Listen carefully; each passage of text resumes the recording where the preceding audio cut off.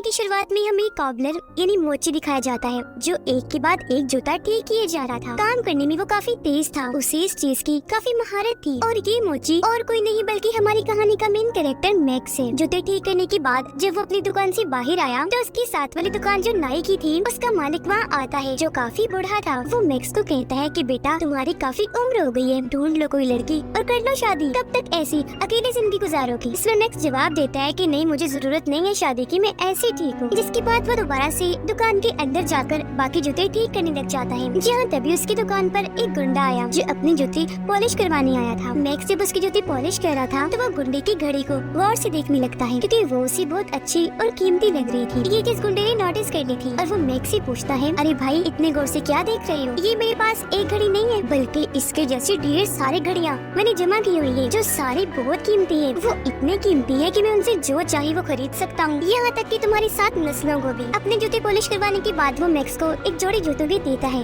ये कहते हुए कि ये फट गए हैं, इन्हें सिलाई कर दो, मुझे शाम तक चाहिए क्योंकि मैंने इन्हें पहनकर एक पार्टी में जाना है। अब जब मैक्स उसके जूते ठीक कर रहा था तो अचानक उसकी मशीन में चिंगारियाँ उठने लगी जिससे मशीन में खराबी हो गई और वो बंद हो गई। इस वजह से मैक्स मैकेनिक को कॉल करता है और उसे कहता है कि मुझे अपनी मशीन अर्जेंट ठीक करवानी है। उसमें मैकेनिक ये कहकर मना कर देता है कि भाई देखो 2-3 दिन तक मैं बहुत मसरूफ हूँ तो इतनी जल्दी तुम्हारी मशीन ठीक नहीं कर सकता। जो सुनकर मैक्स परेशान हो गया क्योंकि उसे कैसे भी करके शाम तक गुंडे के जूते ठीक करके देने थे। तभी उसे याद आया कि बेसमेंट में भी हमारी एक काफी पुरानी मशीन पड़ी है जिसे पहले मेरे डैड इस्तेमाल करते थे, उनसे पहले दादा और फिर उनसे पहले परदादा, यानी वो खानदानी मशीन थी। अब उस मशीन पर जाकर मैक्स गुंडे के जूते आराम आराम से ठीक करने लगता है और वो जूते ठीक करने में कामयाब रहता है। जिसके बाद वो रात भर गुंडे के आने का इंतजार करने लगा, पर जब वो नहीं आया तो मैक्स जूतों का नंबर देखता है जो 10:30 था। वो सोचता है ये तो मेरा ही नंबर है, चलो पहन के देखता हूँ। अब जैसे उसने जूते पहने हैरत वो ही गुंडे का रूप ले लेता है। जब उसने शीशे में देखा कि मैं गुंडा बन गया हूँ उसे झटका लगा। अब वो जैसे जूते उतारता है दोबारा से अपने रूप में वापिस आ जाता है। फिर वो जाकर दुकान बंद करता है। वापिस आकर उसने दोबारा जैसे जूते पहने वो फिर से गुंडा बन जाता है। चौंक कर एक जगह पर बैठ गया। उसे कुछ समझ नहीं आ रही थी कि आखिर ये मेरे साथ हो क्या रहा है। वो 10:30 नंबर के और जूते ढूंढता है जो उसे मिल भी जाते हैं, लेकिन जब उसने पहने तो उसका रूप नहीं बदला। अब की बार वो हैरान रह गया ये सोचकर कि ये क्या हुआ, अब मैंने ऐसा क्या कर दिया जो ये जूते पहने से भी मेरा भेष नहीं बदला। उसने जब जहन पर जोर डाला तो उसे याद आया, ओह हाँ मैंने गुंडे के जूते अपनी मशीन से नहीं बल्कि इस पुरानी मशीन से सिलाई किए थे, तो शायद उसमें ही कोई जादू है। इसीलिए अब वो किसी और के जूते उसी मशीन से ठीक करता है। टांके लगाकर उसने जैसे जूते पहने वो अब सच में जूतों के मालिक का भेष ले लेता है। जिसके बाद वो कई सारे जूतों को टांगे लगाकर उन्हें पहन कर देखता है क्योंकि जब भेष का रूप बदलता था उसे बहुत मजा आ रहा था। ऐसा लग रहा था जैसे किसी छोटे बच्चे के हाथ में कोई अनोखा खिलौना लग गया हो। वो गलती से एक बूढ़े आदमी के जूते पहन लेता है जिसका चेहरा जख्मी डरावना था। ये रूप लेकर वो जैसे शीशे में देखता है डर की वजह से उसकी तो हालत ही खराब हो जाती है। अब ना जाने उसके दिमाग में क्या आता है, वो एक लड़की की हाई हील्स वाला जूता उठा लेता है, उन्हें टांगे लगाकर जब पहनता है तो वो उसी औरत का रूप ले लेता है। जो औरत जवान नहीं थी बल्कि उसकी उम्र थी। अब अपने इस रूप को भी देखकर वो खुश होने लगा था। अब वो एक बूढ़े आदमी का रूप लेकर नाई की दुकान पर जाता है ये चेक करने के लिए कि वो मुझे पहचानता है या नहीं, पर नाई अंकल तो उसे जरा भी नहीं पहचान पाते, जिससे दिल ही दिल में वो खुश होने लगता है। अब वो भेष बदल कर जाता है एक महंगे होटल जहाँ से वो बहुत सारा महंगा खाना ऑर्डर करता है और उन्हें खूब मजे लेकर खाता है। और जब बारी आती है बिल देने की तो वो चुपचाप वॉशरूम में जाता है और अपने जूते पहनकर अपने रूप में आ जाता है और बगैर बिल दिए वहाँ से चला जाता है। अब आगे जब वो सड़क से जा रहा था तो उसकी नजर एक अमीर आदमी पर जाती है जिसकी गाड़ी उसे पहले ही नजर में बहुत पसंद आ गई थी, इसीलिए वो उस आदमी का पीछे करने लगता है। वो फिर गुंडे का रूप लेकर उसके पास जाता है और उस अमीर आदमी से पूछने लगता है, भाई आपके जूते का नंबर क्या है? अब वो अमीर आदमी जिस गुंडे से डरता था झट से बता देता है 10:30 नंबर मेरा। जो सुनकर मैक्स मोची कहता है परफेक्ट है, जबरदस्त, तो अब जल्दी से अपने जूते उतार कर मुझे दे दो वरना यही तुम्हारी जान ले लूंगा। अब वो पहले ही डरा हुआ था इसीलिए फौरन ही अपने जूते उतार कर उसे दे देता है। जूते पहनने के बाद उस आदमी का रूप लेकर उसकी गाड़ी में बैठ जाता है और रात भर उसकी गाड़ी में सैर करता है। मस्ती से गाड़ी चलाता है क्योंकि उसे बहुत मजा आ रहा था। इस वजह से भी वो खुश था क्योंकि अब से पहले वो तो बस आम लोगों के जूते ही पहन चुका था। आगे वो अपने घर जाता है जहाँ वो उसकी बूढ़ी माँ को देखते हैं जिनसे वो बहुत प्यार करता था, पर आजकल बेचारी बहुत बीमार रहने लगी थी, बिस्तर पर ही पड़ी रहती है। वो अपनी मोम से पूछता है कि माँ अगर जिंदगी में आपको किसी जैसा बनने का मौका मिलता तो आप क्या बनती? इस पर उसकी मोम जवाब देती है, कुछ भी नहीं बेटा, मैं तुम्हारी माँ बनकर ही खुश हूँ, लेकिन अगर ऐसा मुमकिन होता तो मैं आखिरी बार तुम्हारी डैड की शादी नहीं करना पसंद करती। लेकिन क्योंकि तुम्हारे डैड तो मर चुके हैं तो ये चीज तो मुमकिन ही नहीं। अगले दिन मैक्स जो अपनी दुकान पर था तो एक बहुत ही खूबसूरत लड़की उसकी दुकान पर आती है अपने दोस्त के जूते ठीक करवाने के लिए। मैक्स उसे देखता ही रह गया, फिर कहता है मैम आप बिल्कुल भी परेशान मत होइए, मैं इन जूतों को एकदम फिट करके रख दूंगा, वो भी बहुत थोड़े ही टाइम में। फिर शाम को लड़की की दोस्त के जूते ठीक करके वो उन्हें खुद ही पहन लेता है और उसके दोस्त का रूप लेकर लड़की के घर पहुंच जाता है जहां वो वॉशरूम में नहा रही थी। तो वो भी अंदर घुस जाता है। अब तभी मैक्स को याद आता है कि अगर ये जूता गलती से भी उतर गया और लड़की ने मेरा असली रूप देख लिया तो मेरा ये खेल खत्म तो होगा ही, साथ ही मैं जेल भी चला जाऊंगा। इस वजह से वो काफी डर गया, जल्दी से वहाँ से भागकर अपनी दुकान पर आ जाता है। यहाँ आज वो अपने डैड के जूतों पर टांके लगाकर उन्हें पहन लेता है और बन जाता है बिल्कुल अपने डैड जिन्हें वो बहुत याद किया करता था और बहुत प्यार भी करता था। फिर अपने बाप का ही रूप लेकर वो घर पहुँचा जहाँ उसकी मोम अपने हस्बैंड को दोबारा जिंदा देखकर हैरान और परेशान रह जाती है, पर वो बहुत खुश भी थी। इसके बाद ये दोनों एक साथ डिनर करते हैं जो उसकी मोम की ख्वाहिश थी और बहुत सारी बातें भी। फिर मैक्स अपनी मोम को उनके कमरे में सुला देता है और अपने डैड के जूते उतारकर वापस अलमारी में रख देता है। अगली सुबह जब वो अपनी मोम को जगाने गया तो ये देखकर उसे धक्का लगा कि मेरी मोम तो गुजर चुकी है, जिससे वो बहुत टूट गया और उनके पास बैठकर रोने लगता है क्योंकि उसका इस दुनिया में अपनी मोम के अलावा और कोई नहीं था। वो फिर अपनी मोम का फ्यूनरल करता है, यानी उन्हें दफन वगैरह, जहाँ पर बहुत सारे लोग आए हुए थे। सब मैक्स को इतना दुखी पाकर उसे सहारा देने के लिए आते हैं। इसके कुछ दिन के बाद जो अपनी दुकान पर गया तो वहाँ गुंडा आकर उस पर गुस्सा करने लगता है, कहने लगा भाई तुम्हारे साथ मसला क्या है, मैं पिछले एक हफ्ते से तुम्हारी दुकान के चक्कर काट रहा हूँ पर हमेशा दुकान बंद होती है, कहाँ थे तुम और मेरे जूते कहाँ हैं, ठीक भी किए या नहीं। जिस पर मैक्स जवाब देता है भाई वो दरअसल मेरी मोम की मौत हो चुकी थी इसलिए मैं दुकान नहीं खोल पा रहा था। गुंडा बोला तो ये बात है, अफसोस हुआ सुनकर, पर अब जल्दी कर मेरे जूते दे। मैक्स बोला अच्छा तो पहले वो पर्ची दो जो मैंने तुम्हें रसीद के तौर पर दी थी। गुंडा कहने लगा पर्ची, कौन सी पर्ची, मेरे पास कोई पर्ची वर्ची नहीं है। मैक्स कहते हैं तो फिर ठीक है, अगर पर्ची नहीं है तो फिर जूते भी नहीं है। ये सुनकर तो गुंडे को बहुत गुस्सा आ जाता है, इसीलिए उसे धमकाने लगा कि बच्चों अगर तो कल तक मेरे जूते ना मिले तो तुम्हें भी मार कर तुम्हारी माँ के पास भिजवा दूंगा, फिर वहाँ बैठकर बनाते रहना ये पर्ची वर्ची। ये कहने के बाद वो यहाँ से चला जाता है। उसके इस बर्ताव पर मैक्स को बहुत गुस्सा आया, इसलिए वो अपने कस्टमर का रूप लेकर उसका पीछे करने लगता है। अब वो हमेशा अपने पास लोगों के जूते रखता था, इसलिए बार बार बेस बदल कर उसका पीछे करने लगा ताकि गुंडे को उस पर शक न हो। पीछा करते करते उसे पता चला कि ये गुंडा तो बहुत ही खतरनाक इंसान है जो लोगों से मारपीट करके जबरदस्ती पैसे वसूल करता है। अब आगे जब गुंडा किसी काम के सिलसिले में वहाँ से जाता है तो मैक्स उसका रूप लेकर उसके घर में घुस जाता है जहाँ उसे गुंडे की दोस्त मिलती है जो उस पर गुंडा समझकर बहुत गुस्सा करने लगी क्योंकि गुंडे का बर्ताव उसके साथ ठीक नहीं था। तो वो यहाँ से घर छोड़ के चली जाती है। उसके जाने के बाद मैक्स पूरे घर की तलाशी लेता है जहाँ उसे एक ब्रीफकेस मिला जिसके अंदर बहुत सारी गन्स पड़ी हुई थी जो देखकर उसकी आंखें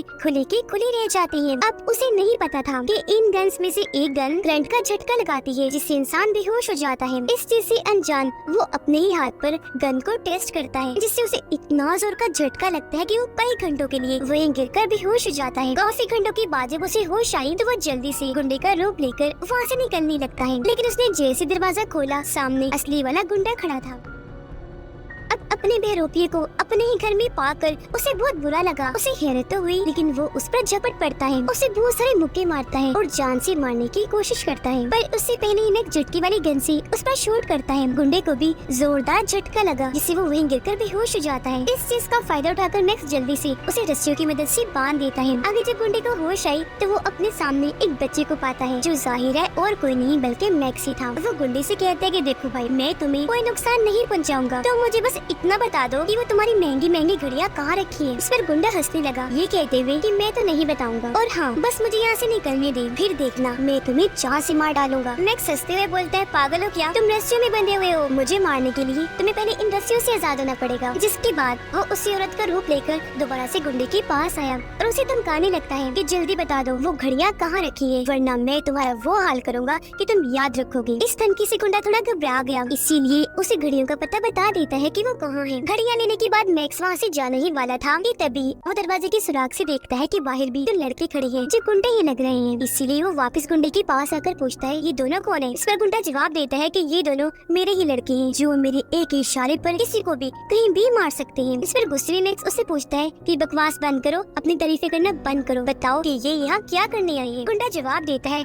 वो दरअसल हमें किसी को मारने का कॉन्ट्रैक्ट मिला है तो उसके एडवांस पैसे लेने हमने जाना है, तो ये लोग बस मुझे लेने ही आए हैं। तैयार होते हुए मैक्स पूछता है पैसे कितने एडवांस पैसे। गुंडे ने जवाब दिया $50,000। अब इतने सारे पैसों का सुनकर मैक्स तो खुशी से झूम उठता है। उसकी तो जैसे लॉटरी ही लग गई थी, क्योंकि इतनी बड़ी रकम उसने आज से पहले कभी देखी भी नहीं थी। इसीलिए वो झटकी वाली गन से दोबारा से गुंडे को बेहोश करता है और उसका रोप लेकर उन लोगों के साथ चला जाता है। एडवांस पैसे लेने के लिए वो उसे इस शहर की सबसे अमीर शख्स के घर ले जाते हैं, जहाँ उसकी मुलाकात एक औरत से होती है जिसका नाम ग्रीन बेल्ट था। वो उसे $50,000 देकर कहती है ये लो एडवांस पेमेंट, बाकी काम होने के बाद अगर कोई गड़बड़ ना हुई तो। ये पैसे लेने के बाद वो औरत का रोप लेकर दोबारा से गुंडे के घर जाता है घड़ियां लेने के लिए। पर जब वो घर आया तब तक गुंडा खुद को रस्सियों से छुड़वा लेता है। अब इसने जैसे दरवाजा खोला वो इस पर गन तान के खड़ा हो जाता है, फिर इस पर झपट कर जमीन पर गिराकर मारने की कोशिश करने लगता है। इस दौरान मैक्स खुद को बचाने के लिए बार बार अपने पैर जमीन पर पटक रहा था, जिससे उसका एक जूता निकल गया और बस ऐसा होते ही वो अपने असली रूप में आ जाता है। इसे देखकर गुंडा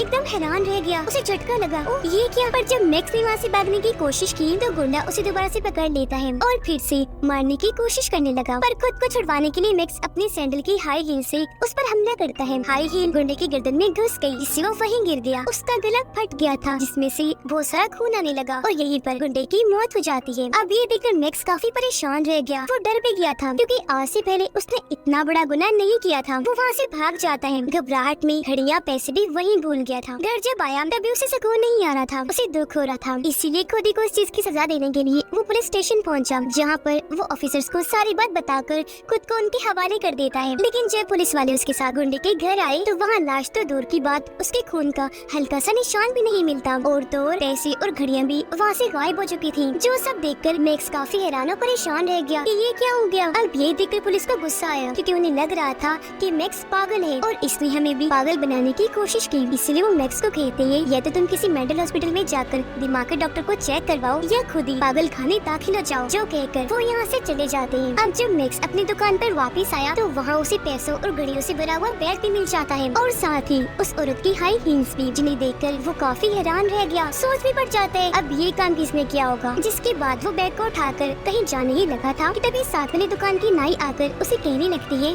मैक्स बेटा ये तुम क्या कर रहे हो, जैसे तुम्हारी मॉम गुजरी तुम ठीक से दुकान ही नहीं खोल रही, कभी आते हो कभी नहीं आते, ये क्या चल रहा है सब। इस पर मैक्स जवाब देता है अंकल अभी मैं एक काम से जा रहा हूँ, किसी के पैसे लौटाने हैं, तो इस टॉपिक पर आकर आपसे बात करता हूँ। इस पर नाई उसे कहने लगा कि बेटा जो पैसे तुम्हारे पास है इन्हें तुम अपने ऊपर खर्च करो, इतना भला बनने की जरूरत नहीं है।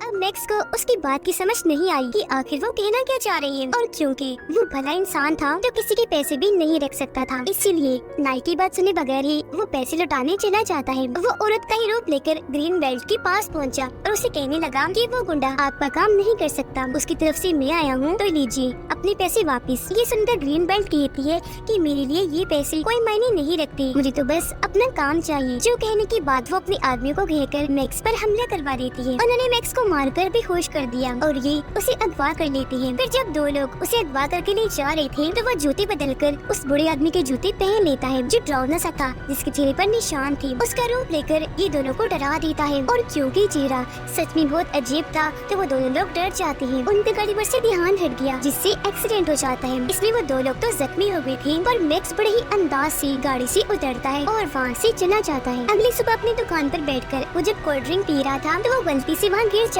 है। जब उसका ध्यान इस तरफ गया तो उसके हाथ एक कागज लगता है, जो एक पोस्टर था जो उसे एक लड़की ने दिया था, जो एक जगह पर वर्कर थी और वो एक बूढ़े आदमी को बचाना चाहती थी, क्योंकि कुछ लोग जबरदस्ती उस बूढ़े आदमी से उसका घर खाली करवाना चाहते थे। पोस्टर को देखकर मैक्स को याद आया कि यही वो बूढ़ा आदमी है जिसे ग्रीन बेल्ट गुंडे के हाथ मरवाना चाहती थी। इसीलिए मैक्स अगले ही दिन उस वर्कर लड़की से मिलता है और उसे इस सब के बारे में बता देता है। तो ये दोनों जल्दी से उस बूढ़े आदमी के पास पहुँचे उसे इस सब के बारे में आगाह करने के लिए। वो बूढ़ा आदमी इन्हें अंदर बुलाता है, कहने लगा कि तुम दोनों का बहुत बहुत शुक्रिया, अच्छा किया जो तुमने मुझे बता दिया कि कुछ लोग मुझे मारना चाहते हैं, लेकिन हाँ कुछ भी हो जाए मैं ये घर खाली करने वाला नहीं हूँ, क्योंकि मैं यही पला बड़ा हूँ। इस घर में मेरी यादें हैं, तो मरूंगा भी मैं इधर ही। अब मैक्स को एक आइडिया आता है। वो बूढ़े आदमी से पूछने लगा अंकल आपको किस नंबर का जूता आता है, तो वो बताने लगा ये 10.5 बेटा। इस पर मैक्स सोचता है परफेक्ट प्लान है, और अगले ही दिन बूढ़े आदमी का जूता पहनकर उसका बेस बदलकर ग्रीन बेल्ट से मिलने जाता है। उसे कहने लगा कि मैं घर खाली कर दूंगा, पर उसके बदले मुझे $1,00,000 चाहिए। अब ये डील काफी अच्छी थी, जिसके लिए ग्रीन बेल्ट मान जाते हैं। इसलिए अगले ही दिन उसके आदमी उस तक $1,00,000 पहुंचा देते हैं। वो सारे पैसे मैक्स बूढ़े आदमी को दे देता है, जिन्हें लेकर अगले ही दिन वो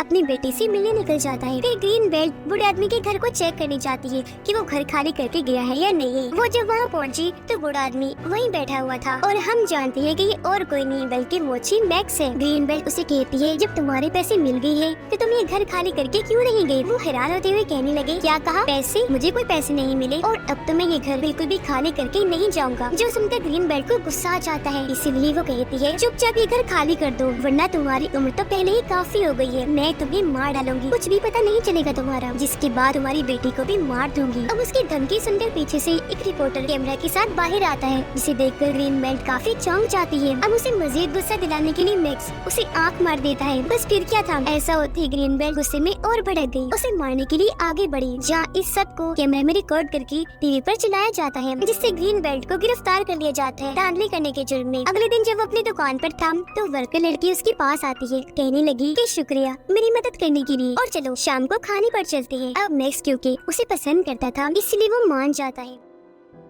अब गुंडे की दोस्त नाराज थी तो उसे मनाने के लिए वो गुंडे का रूप लेकर उसकी दोस्त के घर गया और उसे वो महंगी घड़ियां गिफ्ट के तौर पर देता है ताकि वो मान जाए। ये करके जब वो वापस आ रहा था तो कुछ लोग उसे असली वाला गुंडा समझकर अगवा कर लेते हैं और अपने साथ कहीं ले जा रहे थे, पर तभी उनकी गाड़ी का एक्सीडेंट हो गया, जिसमें मैक्स भी बेहोश हो जाता है। और जब उसकी आँख खुलती है तो वो खुद को नाई अंकल की दुकान पर पाता है, जो उसे एक ताकतवर चीज मुरब्बा देते हुए कहते हैं कि बेटा ये खा लो, थोड़ा सा खा लो बेशक। इस पर मैक्स कहता है, नहीं अंकल मुझे नहीं खाना, मुझे पसंद नहीं है। नाई कहता है, बेटा जिद ना करो, थोड़ा सा ही खा लो, क्योंकि जिस तरह तुम बार बार एक जिस्म से दूसरे जिस्म में जा रहे हो ना, ये तुम्हारी जान के लिए खतरा है, तब ये मुरब्बा ही तुम्हारे काम आ सकता है। ये सुनकर मैक्स काफी हैरान रह गया। उसे पूछता है, क्या मतलब है आपका? आपको कैसे पता कि मैं एक जिस्म से दूसरे में जाता हूँ? सिर्फ वो कहने लगा, तुम्हें क्या लगता है बेटा, मैं सिर्फ नाई हूँ और यहाँ बस लोगों के बाल बनाता हूँ? नहीं, मैं भी एक मोची ही हूँ और तुम्हारे जैसे काम करता हूँ। ये कहकर वो जूते उतारते हैं और वापस अपने असली रूप में आ जाते हैं, जो और कोई नहीं बल्कि मैक्स की डैड थी, जिन्हें देखकर मैक्स को अपनी आंखों पर यकीन नहीं आता। वो चौंक जाता है क्योंकि उसकी डैड जिंदा थी, जो सालों से नाई का रूप लेकर मैक्स की साथ वाली दुकान पर काम करते थे। इन्होंने ही गुंडे की लाश को वहाँ से गायब किया और पैसों घड़ियों से भरा हुआ बैग मैक्स की दुकान पर लाकर रख दिया, ताकि उनके बेटे पर कोई मुसीबत न आए और वो इन पैसों घड़ियों से अमीर बन जाए। जब भी तो नाई के रूप में उन्होंने कहा था कि तुम इन पैसों को अपने लिए खर्च करो। अपने डैड को जिंदा पाकर वो बहुत खुश हो गया और फौरन उनके गले से लग जाता है, पर थोड़ी ही देर के बाद उसे उन पर गुस्सा भी आने लगा। इसीलिए वो पूछ लेता है, क्या आपको कभी मेरी या मॉम की याद नहीं आई? जिस पर वो कहते हैं कि आती थी, हर पल आती थी, पर मैं तुमसे तो मिल लेता था, तुम्हारी मॉम से नहीं मिल सकता था, क्योंकि मैंने जो बुरे काम किए उस वजह से कुछ लोग मेरे पीछे पड़े हुए थे। अब मैक्स उनसे पूछता है, अच्छा डैड बताइए, वो जादुई मशीन हमारे पास कहाँ से आई? इस पर वो जवाब देते हैं कि वो एक महान आदमी ने तुम्हारे परदादा को दी थी, जो फरिश्ता बनकर हमारी जिंदगी में आया। तुम्हारे परदादा ने उसकी जान बचाई थी, तो उसने उन्हें ये मशीन दी, जिसने हमारी जिंदगी ही बदल के रख दी। ये बताने के बाद वो उसे अपने खानदान की विरासत दिखाते हैं। जब वो उसे एक जगह पर लेकर गई तो जहाँ जहाँ नजर जा रही थी वहाँ ही जूते पड़े थे, जो आम जूते तो बिल्कुल भी नहीं थे, क्योंकि ये उसके परदादा से लेकर आज तक जितने बड़े बड़े अमीर मशहूर लोग थे उनकी थी। तो अब आप अंदाजा लगा लें कि ये कितने कीमती जूते थे। अब मैक्स कहते हैं, चलिए डैड घर चलते हैं। इस पर उसके डैड कहती है, चलो बेटा, लेकिन सामने वाले दरवाजे से नहीं, पिछले से। जो कहकर उसे पीछे के रास्ते से गिराज में लेकर जाते हैं, जहाँ पर काले रंग की बहुत ही महंगी खूबसूरत गाड़ी खड़ी थी, जिसे चलाना हर किसी का सपना था। और इसे चलाने के लिए उसके डैड ने एक बहुत अच्छा ड्राइवर भी रखा हुआ था। जिसके बाद उसके डैड बताते हैं कि बेटा, हमारा इसके अलावा और भी काफी बड़ा बिजनेस है। तुम्हें अभी तक यही पता होगा कि हम सिर्फ जूते सीने का काम करते हैं, पर सिर्फ यही नहीं, हम ड्राई क्लीनिंग का भी काम करते हैं और हमारे पास जितने भी लोगों के कपड़े आते हैं उन्हें भी हम इस मशीन से टांका लगाकर अपने मकसद के लिए इस्तेमाल करते हैं। तो बेस बदलने वाला चक्कर न सिर्फ जूतों के साथ है बल्कि कपड़ों के साथ भी है, और कपड़े भी अमीर अमीर बड़े लोगों के हैं। तो हम दुनिया में किसी भी इंसान का रूप लेकर वो बन सकते हैं, जो कोई आम बात नहीं, एक बहुत बहादुरी ताकत की बात है। ये बताने के बाद वो अपनी इस गाड़ी में बैठकर यहाँ से घर के लिए निकल जाते हैं। ये जिंदगी उन्हें बहुत खुशियाँ देती है। वो सुकून से अपनी जिंदगी गुजार रहे थे और